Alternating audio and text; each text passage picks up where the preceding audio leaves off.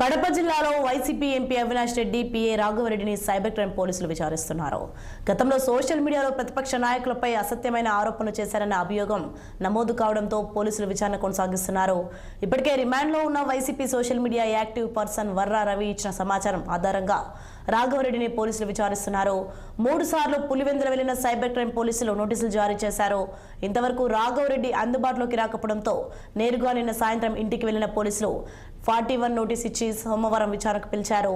ఈ క్రమంలో Kadapa cyber crime పోలీసుల వద్ద విచారణకు అడ్వకేట్ సమక్షంలో హాజరయ్యారు. ఇదే అంశానికి సంబంధించి మరింత సమాచారాన్ని మా ప్రతినిధి యూసుఫ్ అందిస్తారు.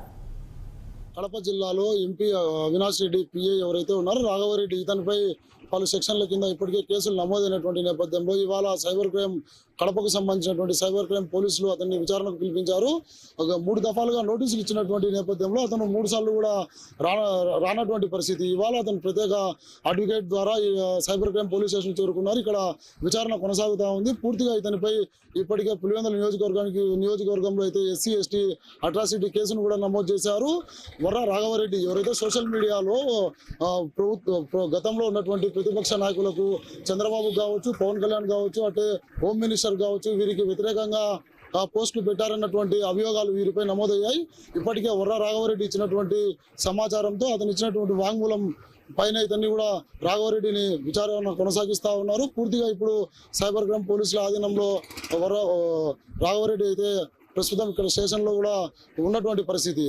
ఇప్పటి వరకు ప్రభుత్వం పైన చేసినటువంటి ఆరోపణల్లో దాదాపు 30-40 మంది సోషల్ మీడియా కార్యకర్తలకు నోటీసులు జారీ చేశారు. 41 నోటీసులు ఇచ్చి విచారణ కొనసాగిస్తూ ఉన్నారు. ఎవరైతే చంద్రబాబు కావచ్చు, అటు వ్యక్తిగతంగా పోస్టులు పెట్టారు వారందరిపై కూడా కేసులు నమోదయ్యాయి. అటు సునీత కావచ్చు, షర్మిల కావచ్చు, వారు కూడా ఈ మధ్యకాలంలో డీజీపీని కావచ్చు, అటు హోమ్ మినిస్టర్ అనితను కూడా కలిసినటువంటి నేపథ్యంలో వారు కూడా 1-2 ఫిర్యాదులు ఇచ్చారు. ఆ ఫిర్యాదులపైన కూడా విచారణ కొనసాగుతూ ఉంది. అసలు ఈ యొక్క సోషల్ మీడియాలో వ్యతిరేక పోస్టులు, వ్యక్తిగతమైనటువంటి పోస్టులు పెట్టడానికి కారణం ఏంటి, ఎవరు ప్రోద్బలంతో ఇవన్నీ చేశారు అన్నటువంటి కోణంలో సైబర్ క్రైమ్ DSP అయితే విచారణ కొనసాగిస్తూ ఉన్నారు.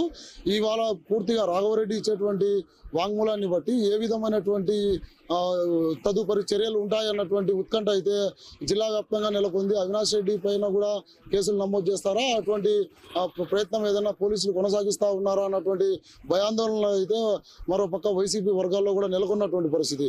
పూర్తిగా వారి అనుచరులతో ఇవాళ రాఘవరెడ్డి అయితే సైబర్ క్రైమ్ పోలీస్ స్టేషన్ చేరుకున్నారు. నిన్న సాయంత్రం రాఘవరెడ్డి ఇంటికి చేరుకున్నటువంటి సైబర్ క్రైమ్ పోలీసులు 41 నోటీస్ ఇచ్చారు. లాయర్ సమక్షంలోనే విచారణ కొనసాగించాలని చెప్పి వారు కూడా డిమాండ్ పెట్టినటువంటి పరిస్థితుల్లో ఆయన ఇప్పుడు విచారణ ఎదుర్కొంటా ఉన్నారు. ప్రస్తుతం అయితే ఈ విచారణ కొనసాగుతా ఉందని చెప్పి భావించవచ్చు. కెమెరా పర్సన్ శ్రీనివాస్తో 6 TV యూసుఫ్, కడప జిల్లా నుండి. నంద్యాల జిల్లా